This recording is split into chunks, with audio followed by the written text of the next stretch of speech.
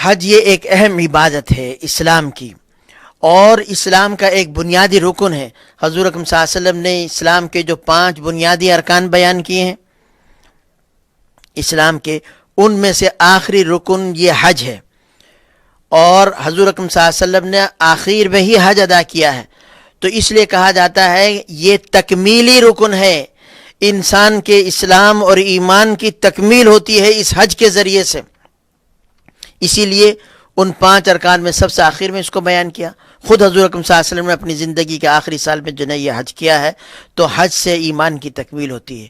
یہ حج کے ان ارکان میں سے ہے جو تکمیلی ارکان کہلاتے ہیں، تو اس کی بڑی اہمیت ہے۔ تو حج کرنا چاہیے ہر شخص کو جس پر حج فرض ہو چکا۔ حج کس پر فرض ہو چکا اس سے پہلے میں بیان کر چکا ہوں۔ یہاں پر 2 باتیں میں عرض کرنا چاہتا ہوں۔ میں نے آپ کے سامنے 2 حدیثیں پیش کی ہیں حج کی فضیلت کے سلسلے میں۔ ایک تو یہ ہے کہ حضور اکرم صلی اللہ علیہ وسلم نے فرمایا من حج للہ، جس نے اللہ کے لیے حج کیا، فلم یرفث ولم یفسق، کہ جس نے اس میں کوئی بیہودہ بات نہیں کی اور کوئی گناہ کا کام نہیں کیا، تو وہ ایسا لوٹے گا جیسے آج پیدا ہوا۔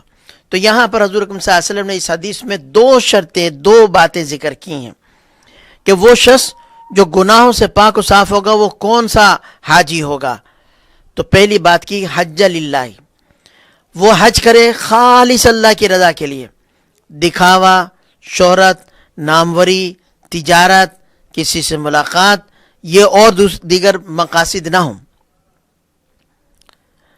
بلکہ خالص اللہ کی رضا کے لیے وہ کرے۔ ایک مرتبہ حضرت عمر رضی اللہ تعالیٰ اپنے دور خلافت میں مسجد نبوی میں تشریف فرما تھے۔ کچھ لوگ آئے، ان کو حضرت عمر رضی اللہ تعالیٰ نے بلایا کہ تم کس لیے آئے ہو؟ انہوں نے کہا ہم حج کے لیے آئے ہیں۔ کہا کہ کوئی اور ارادہ تو نہیں ہے؟ کہا کہ کوئی اور ارادہ نہیں۔ تجارت کے لیے تو نہیں آئے؟ انہوں نے کہا نہیں۔ کسی سے ملنے کے لیے کوئی اور مقصد؟ انہوں نے کہا نہیں، ہم صرف حج کے لیے آئے ہیں۔ تو کہا کہ جاؤ پھر نئے سرے سے اعمال کرو، مطلب یہ کہ پرانا کھاتا تمہارا صاف ہو گیا، جو تم نے گناہ کیے، اب نئے سرے سے جو نے کیا وہ کام کرو اور نیک اعمال کرو۔ تو ایک شرط یہ ہے کہ کوئی اور نیت نہ ہو، خالص اللہ کی رضا کے لیے۔ دوسری شرط یہ ہے کہ اس میں رفس نہ ہو۔ رفس کس کو کہتے ہیں؟ ہر وہ بات جو برائی کی بات ہو، میاں بیوی کے تعلقات والی بات، اشاروں میں، کنایوں میں، اگرچہ میاں بیوی دونوں ایک دوسرے کے لیے حلال ہے، لیکن حج کا زمانہ ایسا ہے، حج کا موسم ایسا ہے، خصوصاً احرام باندھنے کے بعد، کہ یہ باتیں بھی نہ کرے۔ کام کرنا تو دور کی بات ہے، اس طرح کا کوئی اشارہ، کنایا اور اس طرح کے خیالات بھی جو ہے کہ وہ نہ لائے۔ تو ایک تو یہ ہے، اور دوسری بات فسق۔ فسق کہتے ہیں ہر وہ بات جو اللہ کی نافرمانی کے زمرے میں آئے، اللہ کو ناراض کرنے والی ہو، وہ فسق ہے۔ اور یہی ایک حاجی کا دستور العمل ہے، قرآن نے بھی اس کو بیان کیا ہے۔ قرآن نے اس کے ساتھ تیسری ایک اور چیز ذکر کی ہے۔ قرآن یہ کہتا ہے الحج اشہر معلومات فمن فرض فیہن الحج، جس نے ان مہینوں میں اپنے اوپر حج کو فرض کر لیا، فلا رفث ولا فسوق ولا جدال فی الحج۔ یہ ہے ایک حاجی کا دستور العمل کہ وہ اپنے حج کے زمانے میں اور حج کے دنوں میں کیا انداز اختیار کرے، کس طرح سے وقت گزارے۔ تو 3 چیزوں سے منع کیا کہ رفس کی کوئی بات نہ ہو، بیہودہ بات کوئی نہ ہو، نافرمانی کوئی نہ ہو اس میں۔ اللہ کی نافرمانی تو ویسے ہی منع ہے، لیکن حج کے دنوں میں اور حج کے موسم میں اور حرمین میں تو اس کا بہت زیادہ اہتمام کرنا چاہیے کہ وہاں کسی قسم کی کوئی نافرمانی اللہ کی نہ کی جائے۔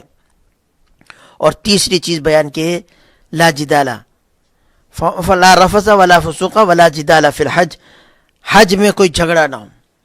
یہ بھی بڑی اہم بات ہے، اس لیے کہ حج میں جدال کے مواقع بہت زیادہ پیش آ جاتے ہیں، کیونکہ ساری دنیا سے لوگ آئے ہوئے ہوتے ہیں، کون کس مزاج کا ہے، کون کس طبیعت کا ہے۔ خود اپنے ملک سے جو لوگ گئے ہوتے ہیں، ایک محلے کے لوگ ہوتے ہیں، ایک گھر کے لوگ ہوتے ہیں، ایک خاندان کے لوگ ہوتے ہیں، ان کے مزاج بھی مختلف ہوتے ہیں، اور ادھر شیطان پیچھے لگا ہوا ہوتا ہے کہ یہ لوگ جو اتنی دور دراز سے اپنے گھروں کو چھوڑ کر اللہ کو راضی کرنے کے لیے آئے ہیں، تو میں کسی طرح سے ان کا یہ حج خراب کروں تو شیطان طاق میں لگا رہتا ہے، تو پھر وہ چھوٹی چھوٹی باتوں پر انسان کو ایک دوسرے سے بھڑا دیتا ہے، چھوٹی چھوٹی باتوں پر لڑائی ہوتی ہے. تم نے مجھے جگہ نہیں دی، میں یہاں پہلے آ کر بیٹھا تھا، پنکھا تم نے کیوں چلا دیا، ایسی تیز کر دیا، اور اتنی چھوٹی چھوٹی باتوں سے پر لڑائیاں ہوتی ہیں کہ آدمی حیران رہ جاتا ہے. تو یہ شیطان پیچھے لگا رہتا ہے، اور وہاں پر چونکہ اس طرح کے مواقع بہت ملتے ہیں کہ آدمی اپنے نفس پر قابو نہیں رکھ پاتا اور لڑ پڑتا ہے، تو اللہ تعالیٰ نے فرمایا کہ نہیں دیکھو لڑائی مت کرنا. تو یہ حاجی کا دستور العمل ہے. اگر وہ 3 باتیں اپنے پلے باندھ لے اور پورے حج کے سفر میں ان باتوں کا لحاظ رکھے تو انشاءاللہ اس کا حج صحیح ہو جائے گا، اور وہ ایسا ہوگا کہ رجع یوم ولدتہ امہ، کہ آج ہی ماں کے پیٹ سے پیدا ہوا.